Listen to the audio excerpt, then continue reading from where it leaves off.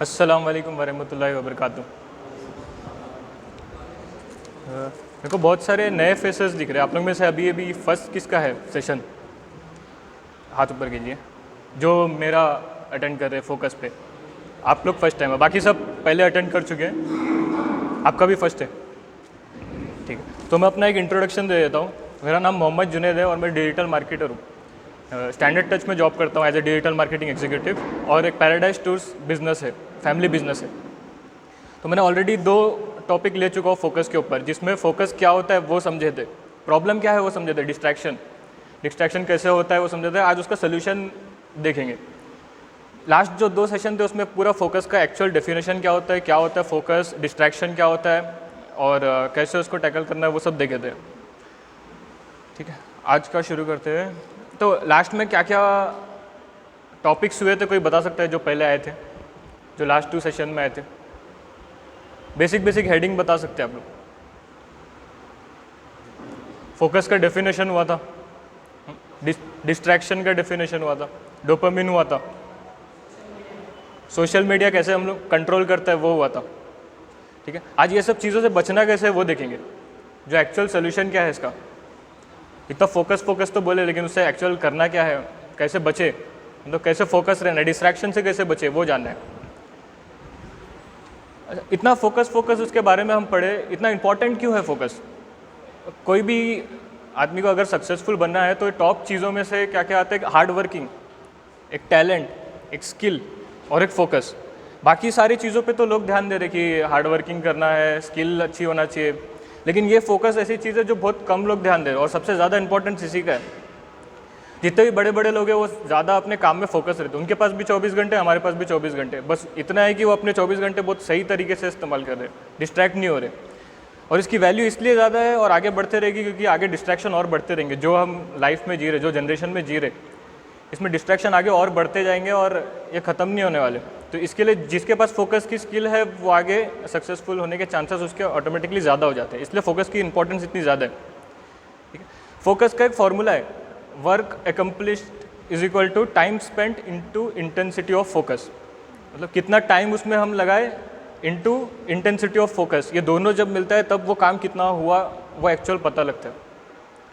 आप लोग ने ऐसा सुने होंगे कि बहुत लोग ऐसा बोलते हैं, कल मैं तो 12 घंटे पढ़ाई किया, और बहुत प्राउड बोलते कि 12 घंटे पढ़ाई किया, 12 घंटे काम करा, मैं तो 14 घंटे करा पढ़ाई, लेकिन उसकी इंटेंसिटी कितनी थी फोकस की वो पता नहीं रहता, पूरे डिस्ट्रैक्टेड रह के करे रहते। और कोई ऐसे भी होंगे आप लोग के दोस्त में या कॉलेज टाइम में जो लास्ट मोमेंट पे एकदम लास्ट दिन में पढ़ते हैं और अच्छे रैंक आ जाते हैं उनके।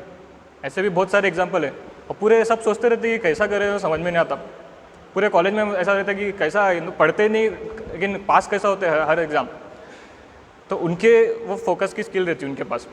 वो लास्ट मोमेंट पे प्रेशर, जैसा बोले लास्ट मोमेंट पे प्रेशर में आके पूरा पढ़ लेते हैं, तो प्रेशर में आके हाई फोकस क्रिएट हो जाता और पास हो जाते। और कोई परेशान रहते कि मैं तो इतना शुरू से शुरू किया, 12 घंटे पढ़ा रोज़, फिर भी पास नहीं हो रहा, कुछ भी नहीं हो रहा, कि उनका शैलो वर्क रहता। मैं शैलो वर्क के बारे में आगे बताता हूँ। तो फोकस 2 टाइप के रहते, जैसे डिस्कस किए थे लास्ट टाइम, कंट्रोलेबल और अनकंट्रोलेबल। कंट्रोलेबल मतलब जिसका हमारे पास कंट्रोल है, अनकंट्रोलेबल जो हमारे पास कंट्रोल नहीं, जैसा बताए थे वॉशरूम आना, ये सब अनकंट्रोलेबल है, इसमें कंट्रोल नहीं कर सकते।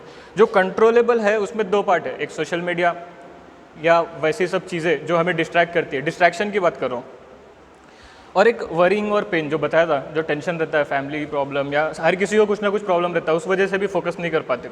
तो कंट्रोलेबल में ये 2 चीज़ है, तो ये 2 चीज़ पे कॉन्सेंट्रेट करेंगे। तो तो फोकस करना कैसे है अभी वो क्वेश्चन है। तो एक बुक है डीप वर्क, किसी को पता है? किसको पता है, हाथ ऊपर कीजिए। डीप वर्क के बारे में कार्ल न्यूपोर्ट की बुक है। तो वो बुक में से ये लिए गए पॉइंट्स है और बहुत एक्चुअल में ये काम करते हैं बहुत अच्छे से। उन्होंने बताया वर्क को 2 पार्ट में उन्होंने डिवाइड किया, एक डीप वर्क और एक शैलो वर्क। डीप वर्क मतलब पूरा फोकस होकर पूरे डिस्ट्रैक्शन हटा के वही चीज़ करना है, और शैलो वर्क मतलब चलते फिरते भी कर सकते हैं या मल्टीपल टास्क भी कर सकते हैं। तो डीप वर्क क्यों यूज़ होता है, कहाँ यूज़ होता है? कोई प्रॉब्लम सॉल्विंग स्किल है या काम है, टास्क है, या कोई रिसर्च वाला टास्क है, थोड़ा क्रिएटिविटी वाला टास्क है, वहाँ पे डीप वर्क करना ज़रूरी है, इफेक्टिव है। और शैलो वर्क मतलब ईमेल को रिस्पॉन्ड करना या किसी से चैट करना, क्लाइंट से चैट करना, ये सब शैलो वर्क है, तो चलते फिरते भी कर सकते हो। तो इसको 2 पार्ट में डिवाइड करना बहुत ज़रूरी है, दोनों मिक्स नहीं होना चाहिए। मैक्सिमम लोग क्या करते हैं, पूरा टाइम शैलो वर्क करते हैं, डीप वर्क उनको कॉन्सेप्ट पता ही नहीं कि डिस्ट्रैक्शन कैसे हटाना है। डीप वर्क बहुत रेयर है आजकल, और जिसको आ गया डीप वर्क एक्चुअल करने, वो बहुत आगे जा सकते हैं, क्योंकि ये क्रिएटिव और रिसर्च पार्ट वाला जो बताया था, वही चीज़ है जो हाई पेइंग स्किल्स है और यही काम आने वाले। ऐसे जो काम जो रिपीटेटिव है, जिसको शैलो वर्क लगता है, इनकी वैल्यू बहुत कम है, जो हर कोई कर सकता है। जितना कॉमन है उतना उसकी वैल्यू कम है, तो जितना क्रिएटिव और ऐसा काम है उसकी वैल्यू ज़्यादा है, और उसके लिए डीप वर्क करना ज़रूरी है। अब ये डीप वर्क करते कैसा वो देखेंगे। और हम किसी से भी पूछने के लिए जाते हैं सजेशन के लिए, एग्जाम्पल अगर पढ़ाई का भी है या कुछ काम का भी है, तो ये पूछते हैं हम कि हम कितना घंटा पढ़ना चाहिए पास होने के लिए रोज़। तो सामने से सजेशन आते 12 घंटे, लेकिन ये इंटेंसिटी की बात कोई नहीं करता, फोकस कि क्या इंटेंसिटी से पढ़ना चाहिए। ठीक है, अब डीप वर्क करना कैसे है वो देखते हैं। इसके स्टेप्स है, पहले तो आपको एक प्लान करना है। सबसे फर्स्ट स्टेप है प्लानिंग। अपने गोल्स और टास्क लिख लेना है कि करना क्या है। जैसे पढ़ाई अगर कोई करते हैं, स्टूडेंट्स कितने हैं यहाँ पे जो पढ़ रहे हैं अभी, पढ़ और वर्क कौन कौन कर रहे हैं? हाँ, तो ये दोनों इस पे काम आता है। तो पहले अपने आप पूरे टास्क लिख देना है, जो भी करना है अकम्प्लिश, और डिस्ट्रैक्शन भी लिखना है। सबको अपनी अपनी डिस्ट्रैक्शन पता होती है क्या है, और मैक्सिमम लोगों की सोशल मीडिया है, वो भी बोल सकते हैं। लेकिन सोशल मीडिया छोड़ के और भी डिस्ट्रैक्शन होते हैं, जो डिस्ट्रैक्शन नोट करते जाना है और लिखते जाना है। सबसे पहले तो अपने क्या करना है टास्क वो लिखे, फिर टास्क को ब्रेक डाउन करना है 1 आवर के लिए या हाफ एन आवर के लिए, ऐसा ऐसा ब्रेक डाउन करके बीच बीच में ब्रेक लेना है, ये चीज़ करना है। और डिस्ट्रैक्शन पूरे नोट डाउन कर लेना है। अब डिस्ट्रैक्शन सोशल मीडिया भी होता है या फ्रेंड्स के कॉल आते हैं, वो भी एक डिस्ट्रैक्शन बोल सकते हैं, या तो कोई रूट पे जाते। हर किसी के पास ऐसा एक रूट है जहाँ पे कोई ना कोई दोस्त मिलता है, और फिर उसके साथ 1 घंटा चले जाता, वो रुका देते हैं और रुका के बात करना शुरू करें, एक कहीं चाय के होटल पे बैठ गए, ख़त्म, 1 घंटा गया। तो ऐसा नोट करते जाने कि कहाँ कहाँ मैं डिस्ट्रैक्ट हो रहा हूँ और वो क्या ज़रूरी है या नहीं। तो फर्स्ट स्टेप क्या हो गया, नोट कर लिए टोटल क्या क्या हो रहा है, और ऐसा टाइम नोट करना है जिस पे आप हाई एनर्जी में रहते हो। सबके पास ऐसा अलग अलग टाइम है, कोई सुबह फजर के बाद बहुत हाई इंटेंसिटी पे रहता है, और कोई रात में प्रेफर करते हैं कि 12 के बाद काम करेंगे, उनका काम नाइट आउल जिसको बोलते हैं। तो ऐसे कौन कौन है जिसको सुबह के काम करना पसंद है, फजर के बाद? हाँ, और ऐसे कौन कौन है जिनको रात में करना पसंद है, 12 के बाद जो डीप वर्क होता है आपको नाइट में करना पसंद है? ठीक है, तो ये नोट डाउन कर लेना है कि आपको एक्चुअल में कहाँ पसंद है। तो ये जब 4-5 पॉइंट्स आ गए, उसके बाद आगे का आपको प्लान करना है। आगे आपके डीप वर्क जब करने के लिए बैठते, डीप वर्क मैक्सिमम आप 4 आवर्स करना प्रेफरेबल है, 4 घंटे से ज़्यादा भी नहीं करना है। 4 घंटा आप ऐसा डीप वर्क करना है कि उसमें आपका 10 घंटे का काम हो जाता, जो शैलो वर्क आप रोज़ कर रहे थे। ठीक है, इसका सेकेंड स्टेप ये है कि आप अपने मोबाइल स्विच ऑफ कर लेना, और एक्स्ट्रा पेपर्स जो रखे हुए जो काम के नहीं है, जो टॉपिक रिलेटेड नहीं है, वो हटा देना। एक्स्ट्रा बुक्स अगर रखे हुए जिसका एग्जाम नहीं है, अगर स्टूडेंट है कोई, तो वो बुक्स हटा देना। जितने डिस्ट्रैक्शन वाली चीज़ें हैं वो हटा देना, और जितने काम की चीज़ें हैं वो सामने रखना।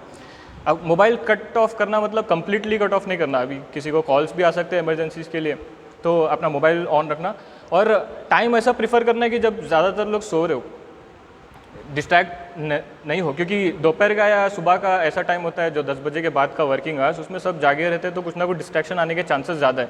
तो एक्चुअल जो डीप वर्क होता है या तो सुबह होता है या तो रात में होती है।